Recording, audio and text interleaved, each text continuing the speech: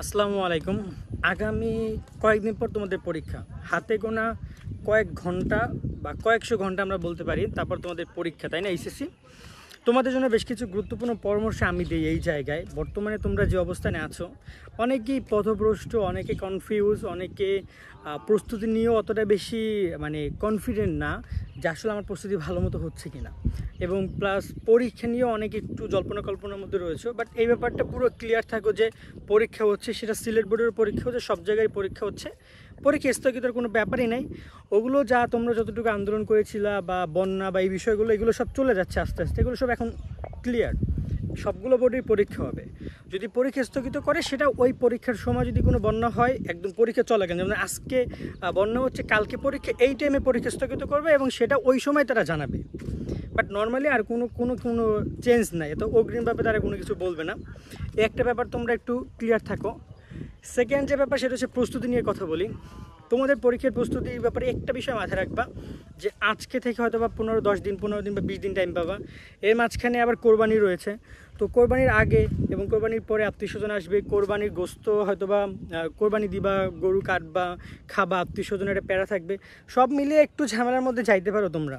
কিন্তু সেই জায়গায় তোমাকে মাথায় রাখতে হবে যে পরীক্ষা কিন্তু একবারই আসতেছে। হ্যাঁ, তুমি যদি ফেল করো তাহলে পরীক্ষা আরও আসবে, বাট নর্মালি পরীক্ষা একবারই আসতেছে। সো তোমাকে একটু ভালো ফলাফল করতে হলে কিছু কিছু জায়গায় স্যাক্রিফাইস করতে হবে।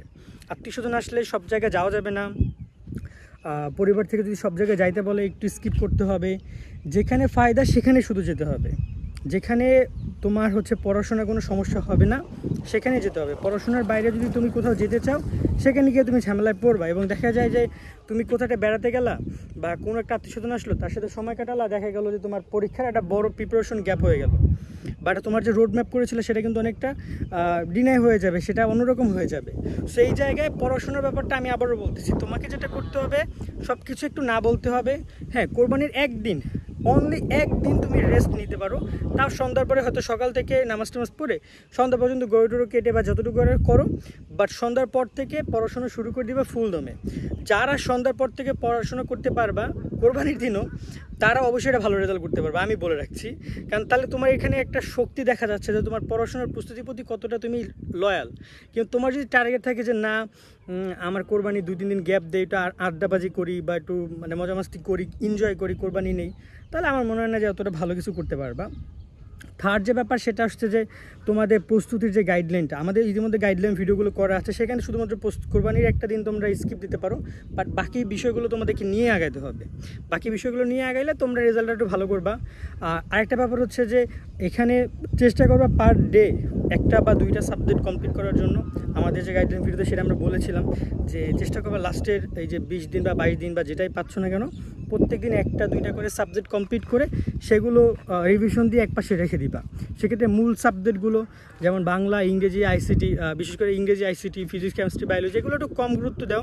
এগুলো দৈনিক কিছু না কিছু পড়ো, কিন্তু অন্যান্য সাবজেক্টগুলো চেষ্টা করবে একটানা কমপ্লিট করে রেখে দেওয়ার জন্য। এতে করে অধ্যায়গুলো তোমার মাথার মধ্যে থাকবে, পুরো বইটা মাথার মধ্যে রেখে তুমি ভালোটা প্রস্তুতি নিতে পারবা। লাস্ট মোমেন্টে রিভিশন দেওয়ার ট্রাই করো, প্লাস নোট খাতে যেগুলো আছে সেগুলো একটু অ্যানালাইসিস করার ট্রাই করো, কারণ সোজা, হ্যাঁ, নোট খাতে অ্যানালাইসিস করা শুরু করো। বাকি সব কার্যক্রমগুলো একটু সেভাবে পরিচালনা করো। একটা বিষয় সবচেয়ে গুরুত্বপূর্ণ, সেটা হচ্ছে যে লেখা। দেখো, পরীক্ষার সময় 3 ঘন্টায় তোমাকে প্রচুর লিখতে হবে, প্রচুর লিখতে হবে। সো চেষ্টা করো দিনে অন্তপক্ষে 1 ঘন্টা লেখার, দিনে 1টা ঘন্টা লেখার পিছনে ব্যয় করো। হ্যাঁ, এখানে বলতে পারো ভাইয়া লেখা খুবই খারাপ হচ্ছে, খারাপ হোক, তোমার লেখা কে দেখতে আসছে, বাট তাও লেখো, হাতটা চালু রাখো। অনেকে দেখা যায় যে হাতে লেখেই না, লিখতেই চায় না, তখন দেখা যায় তার কিন্তু লেখাটা খারাপ হচ্ছে বা তার লেখার আগ্রহটা কম, সে অতটা স্পিডলি লিখতে পারছে না। কিন্তু পরীক্ষার সময় তার টাইম লিমিট আছে 3 ঘন্টা, তোমাকে 7টা সৃজনশীল কমপ্লিট করতে হবে, এটা কিন্তু সো টাফ। তো এই জায়গায় তোমাদেরকে একটু চেষ্টা করতে হবে যে প্রচুর পরিমাণের জন্য আমি লিখতে পারি, সেভাবে সে প্রস্তুতি যতটুকু তুমি চেষ্টা করে লাগলে একটা টাইম সেট করো। একটা সৃজনশীলের জন্য তুমি ওভারঅল 25 মিনিট সায়েন্সের শিক্ষার্থীরা পাবা, কমার্সের শিক্ষার্থীরা বা আর্টসের শিক্ষার্থীরা 21 মিনিট পাবা, বাংলা 21 মিনিট পাবা। তো 21 মিনিটের মধ্যে আমরা একটা সৃজনশীল কীভাবে কি কমপ্লিট করবে সেই বিষয়টাও মাথায় রাখো। তার সাথে ওএমআর ফরম বা এই বাকি বিষয়গুলো আছে সেগুলো নিয়েও ভাবো, কীভাবে সেগুলো পূরণ করে সেই ভিডিওগুলো দেখে রেখো, এতে করে প্র্যাকটিসটা বাড়বে। কারণ দেখো তুমি যতই পড়ালেখা করো না কেন, যদি তুমি ওএমআরে ফেল করো তাহলে কিন্তু পুরো সাবজেক্টে তোমার ফেল আসবে। এরকম বেশ কিছু বিষয় রয়েছে, একটু গুরুত্ব দাও কেমন। আজকের মতো আমরা এখানে বিদায় নিচ্ছি, মূলত গ্রামে ছিলাম তো ভাবলাম তোমাদের সাথে বিষয়গুলো একটু শেয়ার করি, তাই কথা বলা। আজকের মতো বিদায় নিচ্ছি, ভালো থেকো সকলে, আল্লাহ হাফেজ।